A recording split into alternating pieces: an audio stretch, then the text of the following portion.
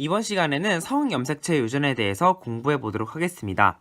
우리가 자세히 배울 반성 유전은 형질을 결정하는 유전자가 이 X 염색체 위에 있어서 남녀에 따라 형질이 나타나는 빈도, 즉 형질이 나타나는 수 정도가 다른 유전 현상입니다.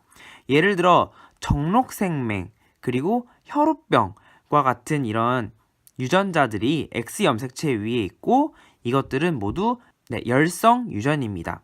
자, 참고로 한성 유전이라는 것도 있는데요. 이 한성 유전은 이 유전자가 바로 Y 염색체에 위치하게 돼요.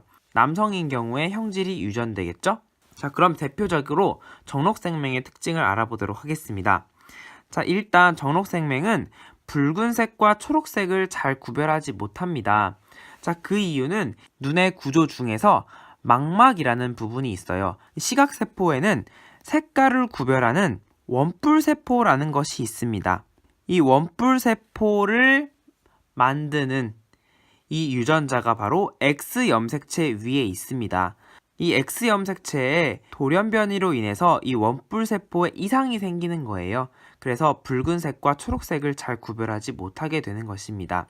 정상 X 유전자는요, 정록생맹 X- 유전자에 의해서 우성을 나타내는데요. 자, 정록생맹 유전자를 X-라고 이렇게 표현을 합니다. 자, 표현형을 보시면 남자는 이렇게 X- 유전자, 즉 정록생맹 유전자를 하나만 가지고 있어도 생맹 표현형이 나타납니다. 여자와 같은 경우에는요, X-를 하나를 갖고 있어도 나머지 하나가 정상 유전자이기 때문에 우열의 법칙에 의해서 바로 정상 표현형이 나타나게 되고요. 정록생맹 유전자를 가지고 있는 여자를 바로 보인자라고 합니다. 정록생맹 유전자를 보유하고 있다 해서 보인자라고 합니다. 정록생맹 유전자 2개를 가지고 있으면 바로 생맹이 되는 것이죠. 자, 그러면 이 정록생맹 유전의 가계도를 한번 살펴보도록 하겠습니다. 자, 가계도 분석 방법을 잠깐 복습을 해볼게요. 자, 첫 번째, 형질의 우성과 열성을 먼저 결정한다. 자, 여기 때는 갑툭튀를 찾으라고 했죠. 갑툭튀 형질이 열성이라고 하였습니다. 자, 그 다음에 두 번째로는 유전자의 위치를 파악하고요. 이 정록생맹은요, X 염색체 위에 유전자가 있기 때문에 이미 유전자의 위치가 파악됐습니다. 2번은 건너뛰고 3번 유전자형을 분석하는데요. 열성부터 유전자형을 분석하면 더 빠르게 우리가 분석을 할 수 있다고 했었죠.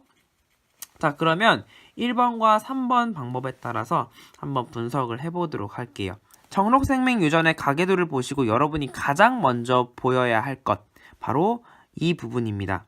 자, 왜 그러냐? 바로 부모님에게서 없는 이 생맹 형질이 나왔기 때문에 이 생맹 형질을 열성이라고 할 수가 있죠. 앞으로 가계도를 분석할 때는요, 정록생맹은 열성 유전이라는 것을 알고 있으면은 바로 우열을 결정하지 않고 할 수 있겠죠. 열성인 사람의 유전자형부터 파악하면 쉽다고 했죠. 자, 그러면 여기는 X-Y, X-Y, X-Y, X-Y 이렇게 되겠습니다.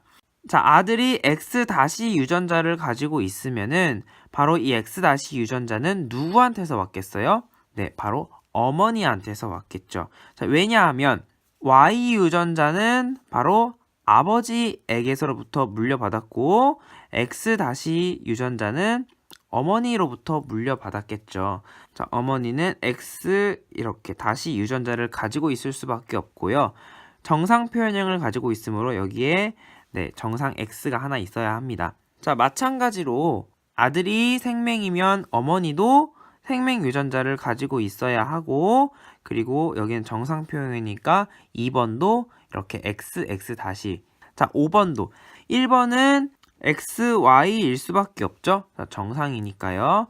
자, 이 3번의 딸은 X-를 가질 수밖에 없어요. 자, 왜 그러냐? 바로 이 아버지한테서 X-를 이렇게 물려받았기 때문입니다. 자, 아버지에게서 Y를 받았으면 남자가 되었겠죠? 하지만 X-를 물려받았겠고요. 어머니로부터는 X 유전자를 물려받아야 하겠죠. 자, 그래서 XX-로 결정이 되겠고요. 7번, 5번은 7번에게 X 유전자를 그 다음에 이제 어머니로부터는 X 유전자가 와야겠죠. 그래서 지금 이 가계도를 보시면 모든 형질, 그러니까 모든 유전자형이 다 결정이 됩니다. 여기서 이제 두 가지 결론을 내릴 수 있습니다. 아들이 생명이면 어머니는 생명 유전자를 보유하고요. 그리고 아버지가 생명이면 딸은 생명 유전자를 보유하게 됩니다. 자, 결론까지 내려봤고요. 우리 정록 생명 유전의 가계도 실전 연습을 한번 해보도록 하겠습니다. 가와 나 사이에서 태어난 자손이 생명일 확률은 유전자형 분석을 해볼게요.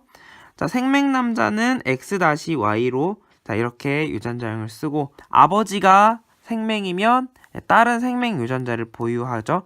그리고 여기는 이제 정상 표현형이니까 X 이렇게 되겠죠. 자, 그렇다면은 이제 가와 나 사이에서 태어난 자손이 생명일 확률을 구해봐야 되는데요. 자, 가는 X-와 Y를 물려줄 수 있고 자손에게 그리고 나는 X와 X-를 물려줄 수가 있습니다. 자, X, XY 그리고 X, 그리고 X-Y 자손의 유전자형이 4가지로 나올 수 있는데요. 바로 자, 이 생명인 딸과 생명인 아들이 태어날 수가 있겠죠. 그래서 자손이 생명일 확률은 4분의 2, 즉 2분의 1이 되겠습니다. 자, 지금까지 유전에 꽂힌 가계도 분석을 알아봤고요. 구독과 알림 설정 부탁드리겠습니다. 지금까지 그레이트 홍쌤이었습니다. 안녕!